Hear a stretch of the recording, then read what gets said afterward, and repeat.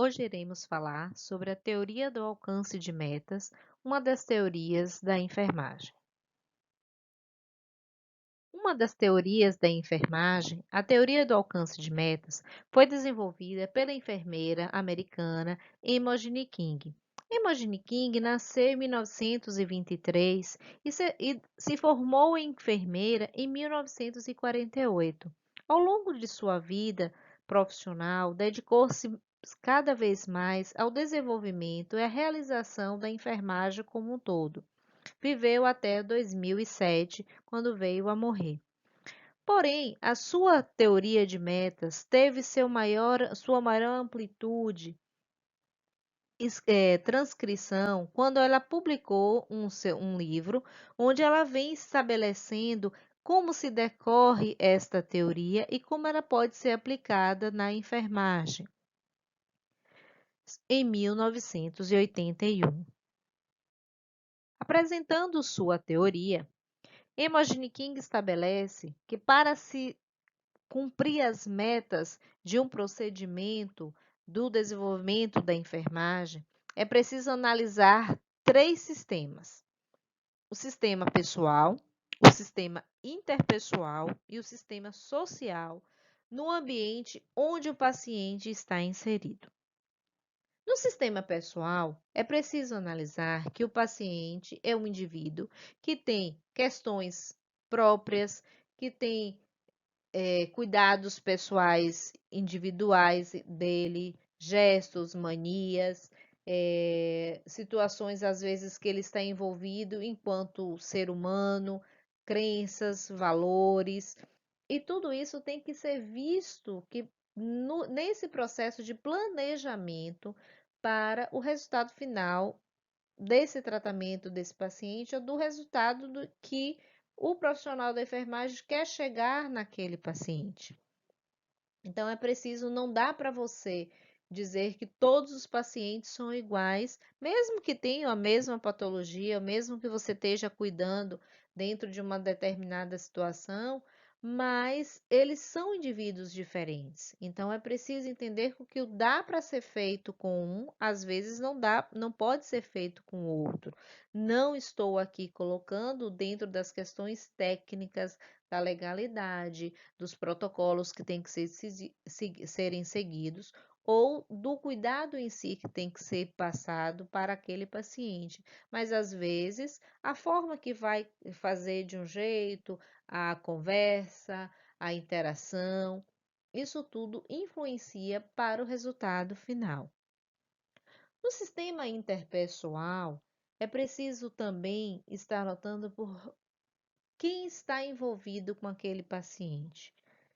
Eu posso, enquanto profissional de enfermagem, interagir simplesmente com o paciente, explicar para ele os procedimentos, ele ter essa linguagem da compreensão, explicar como está o processo de tratamento dele, qual a possível cura, qual o possível cuidado, o que as sequelas ou não, o pós-cura, como é que vai se gerar esse paciente enquanto está sendo tratado? Então, se esse paciente eu consigo colocar essas informações para ele e há um bom entendimento, é muito mais fácil chegar a um objetivo. Se não acontece isso, se eu envolvo muita gente para explicar a reação desse paciente, aí, por exemplo, é um paciente que tem muitos filhos, ou que tem várias situações e que eu envolvo muita gente, às vezes aquela comunicação, aquele resultado pode não sair como está planejado ou como deve ser feito, porque a opinião de um é a opinião de outro, um interfere de um jeito, o outro interfere do outro, e às vezes não dá para chegar àquilo que o profissional da enfermagem quer atingir. Então, quando há neste processo muito menos gente, pessoas mais que dá para se fazer uma pontualidade, fica mais fácil chegar ao resultado final. A outra questão que é preciso também analisar é onde esse paciente está inserido no seu mapa familiar, na sua comunidade. Qual a crença deste paciente? Qual a sua relação com a questão da espiritualidade? Qual a sua relação com a questão do seu trabalho, ou da sua escola, ou da assistência da saúde, ou aquilo que está envolvido, as questões até políticas, se a gente pode assim colocar. Então, assim, onde esse paciente está, para que eu possa entender aquilo que eu vou cuidar daquele paciente e naquele envolvimento. Porque não adianta, por exemplo, eu chegar e colocar uma informação para esse paciente se ele não vai atingir aquilo ali, porque ele não tem a crença daquilo que eu estou colocando. Ou então, a crença religiosa dele vai de encontro àquele procedimento. Ou ele financeiramente, por exemplo, não tem condições de dar continuidade àquilo que está sendo proposto para ele, para que eu chegue ao meu resultado, por exemplo, de uma cura, de um procedimento e coisas.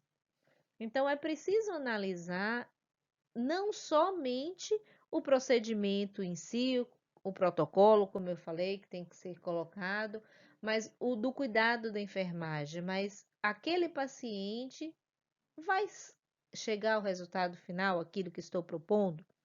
Ele tem condições para isso? Então, esses sentidos é preciso serem vistos. Seguindo ainda nesta linha, a gente pode exemplificar assim. Digamos que a gente tem um paciente, eu sou uma enfermeira que trabalha na unidade de saúde da família e que faço a minha visita domiciliar aos pacientes daquele bairro, daquela região no qual eu atendo. Eu tenho um paciente acamado que possui uma úlcera na perna e que precisa de cuidados específicos do tratamento desse ferimento. De forma planejada, eu, enquanto enfermeira, faço o planejamento do cuidado deste paciente, de que 2 ou 3 vezes na semana, de acordo com o ferimento, eu preciso ir à residência deste paciente e fazer, por conseguinte, a limpeza, o cuidado, o curativo desse ferimento. O paciente mora numa casa onde não tem, por exemplo, alguns cuidados de higiene para com todos os seus moradores. Então, eu no papel de enfermeira, não adianta, pelo menos, eu ir lá, fazer o tratamento da ferida, a limpeza, o curativo, informar para ele os cuidados que ele precisa ter, se o ambiente familiar no qual ele está inserido, eu sei que não vai fazer com que aqueles ensinamentos que eu estou colocando serão atendidos. Então, eu, na qualidade de profissional da enfermagem, eu preciso entender e me colocar numa postura para que o meu objetivo ali final qual é? Fazer com que aquele paciente cure daquela ferida.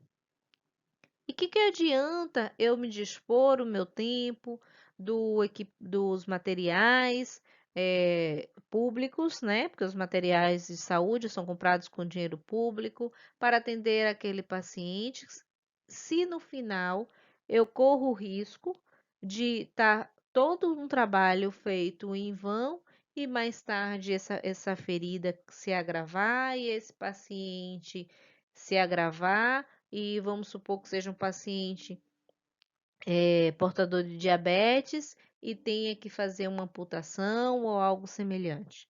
Então, é muito mais complexo eu simplesmente chegar lá e fazer o curativo e ir embora. Ok, exerci o meu papel, posso ir para casa. Não é assim. É preciso fazer de uma forma que tenha um resultado positivo.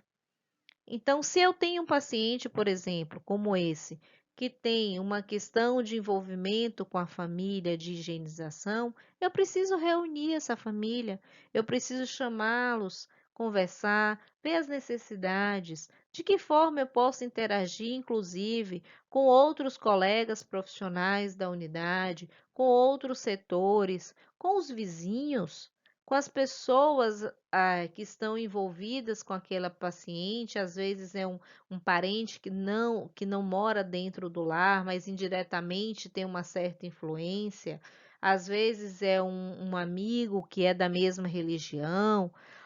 É preciso mostrar que às vezes não é simplesmente o cuidado do paciente por e si na função da enfermagem, e sim fazer com que aquilo no qual eu fui me colocado a fazer tenha exatamente a efetiva solução do problema com aquele paciente. Mas é claro, nem tudo é muito fácil. Às vezes há situações que não dá para se fazer de imediato ou no planejamento de tempo que a gente achava que poderia acontecer. Há limites no cuidado. E esses limites, Imogen King coloca que eles podem ser utilizados de duas formas, serem mostrados de duas formas: os limites internos e os limites externos. Nos limites internos, ela coloca como primeiro ponto que o paciente não conhece ainda o profissional da enfermagem. Então, é preciso ter essa interação de confiança naquela pessoa. O outro item que ela coloca é que o profissional ele tem que estar habilitado para fazer aquele exercício da profissão. O que adianta, por exemplo, ir visitar um paciente para fazer um certo procedimento naquele paciente, se eu não tenho ainda o conhecimento, ou se eu aprendi a fazer aquilo, mas está tanto tempo que eu não faço e eu não me qualifiquei, não me busquei reativar os meus conhecimentos para fazer aquele trato naquele paciente. Talvez não possa não dar certo. Então, assim, não é porque a gente aprende uma certa situação na nossa profissão que a gente precisa fazer. A gente tem o conhecimento técnico, mas às vezes, por não estar fazendo constantemente, como qualquer ser humano, a gente não vai ter mais habilidade de forma rápida. Então, é preciso estar sempre reaprendendo se tem uma situação.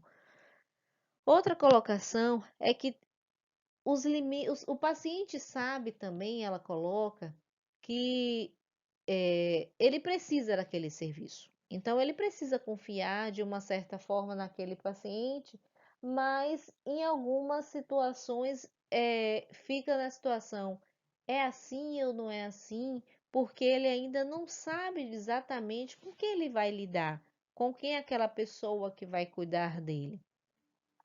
Mas à medida que ele vai tendo essa interação com este profissional, ele vai, o que a gente coloca, de se doando mais, deixando que o profissional possa executar os seus serviços de forma mais rápida em alguma situação e de forma mais precisa, para que ele vá entendendo o paciente aos poucos, que cada vez mais, por exemplo, que ele vê uma melhora num dia, uma melhora no outro, no procedimento, ele vai deixando. Voltando, por exemplo, ao exemplo que eu coloquei do ferimento, vamos supor que é um paciente que é resistente, então a questão do cuidado, tem um ferimento bastante dolorido e que às vezes no cuidado da higienização, do curativo, é preciso, né, fazer algumas situações em que às vezes aumente um pouco a dor, mas que é necessário para fazer o fechamento do ferimento.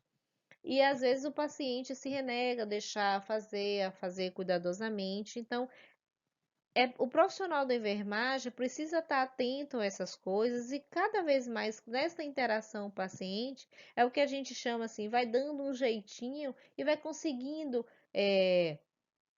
cativar aquele paciente para chegar ao que ele quer, né? Que é o resultado final positivo daquele paciente. E falando dos limites externos, do alcance dessas metas, é preciso ainda dentro da realidade do ambiente onde o paciente está inserido, seja numa residência, seja numa unidade de saúde, seja na rua, seja na unidade hospitalar.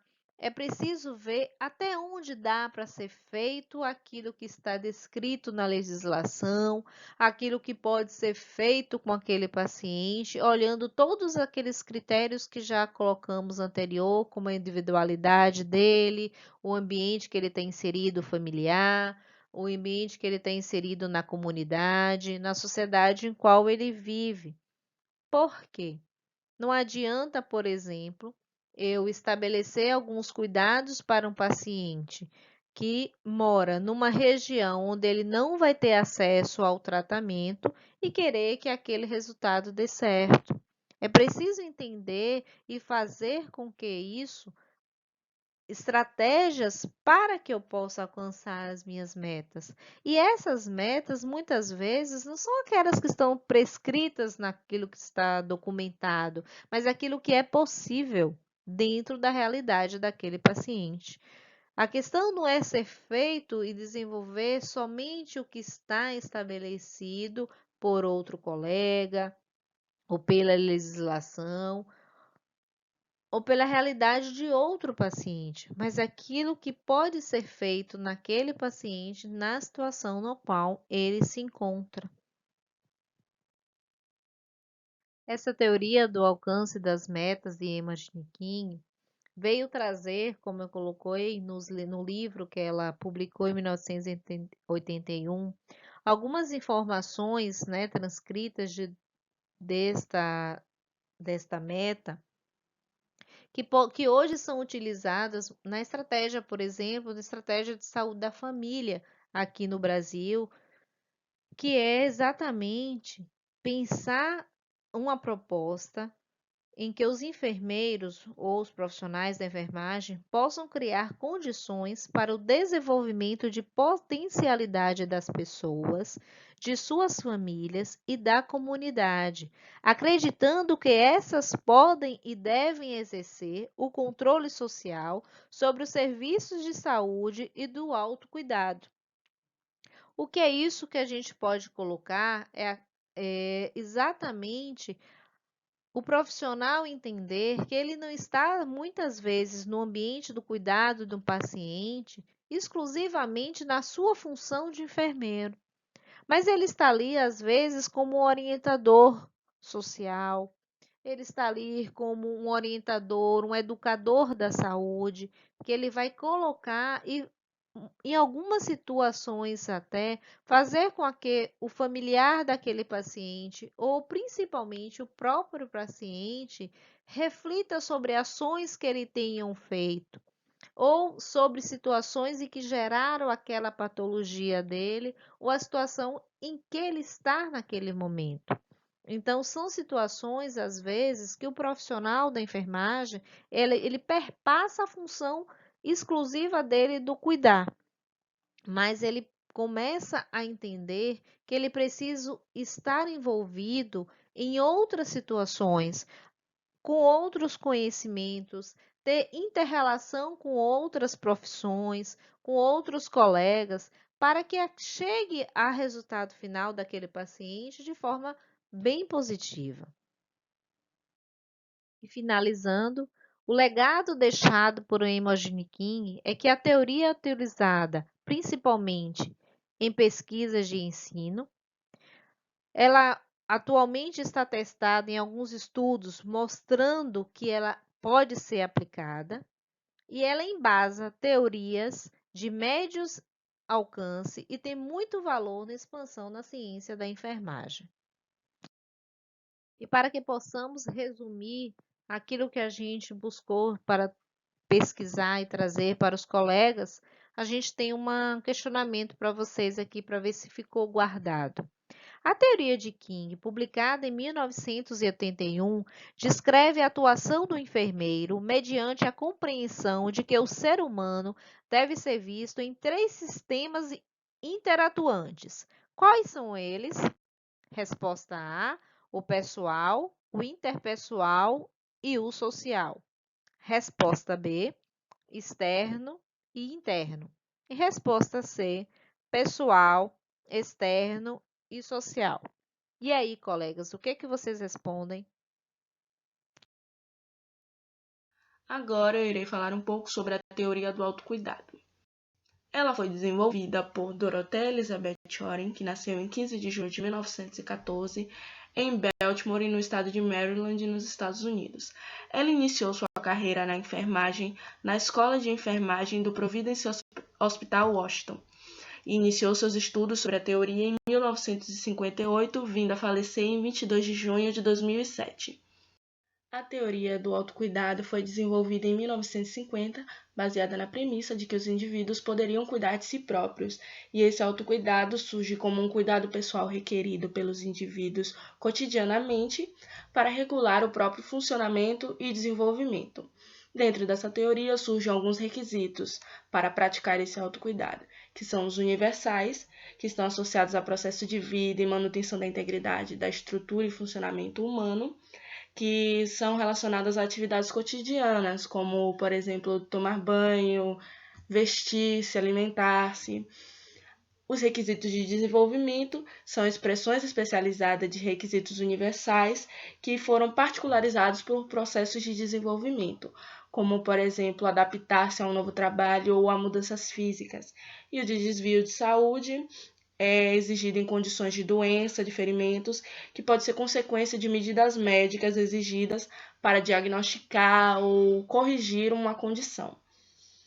Contida nessa teoria, surgem outras, como a teoria do déficit do autocuidado e a teoria dos sistemas de enfermagem, além da própria teoria do autocuidado.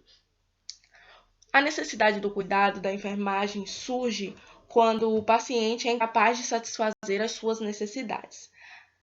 Daí surge a teoria do déficit do autocuidado, que determina quando a enfermagem é necessária e também constitui a essência da teoria de Oren, quando a enfermagem passa a ser uma exigência a partir das necessidades de um adulto que se acha incapaz de satisfazer, de promover um autocuidado contínuo e eficaz. Para a teoria do déficit do autocuidado, as causas das ações de enfermagem ao indivíduo está associada à intenção de torná-lo completamente ou parcialmente capaz de saber regular cuidados para si ou para os seus dependentes. Com isso, Oren identifica 5 métodos de ajuda, que é agir ou fazer para o outro, guiar o outro, apoiar o outro, proporcionar um ambiente de desenvolvimento pessoal e ensinar o outro. Já a teoria dos sistemas de enfermagem, em linhas gerais, ela engloba a teoria do déficit do autocuidado, que contém a teoria do autocuidado. Quando uma necessidade de enfermagem é ativada, um sistema de enfermagem é produzido. Por isso, ele é um conjunto de ações e interações dos enfermeiros e dos pacientes, que são classificadas em sistema totalmente compensatório, em que a satisfação da demanda terapêutica é totalmente voltada totalmente responsabilidade do enfermeiro, do profissional de enfermagem. O sistema parcialmente compensatório é quando o paciente tem condições de realizar alguns movimentos, mas precisa de ajuda para se locomover e etc. E o sistema educativo de apoio é o processo de ensinamento ao paciente para que ele possa aplicar o autocuidado. O paciente, nesse caso, ele tem condições, ele tem recursos para se autocuidar, mas necessita da enfermagem para guiá-lo, para orientá-lo de como fazer.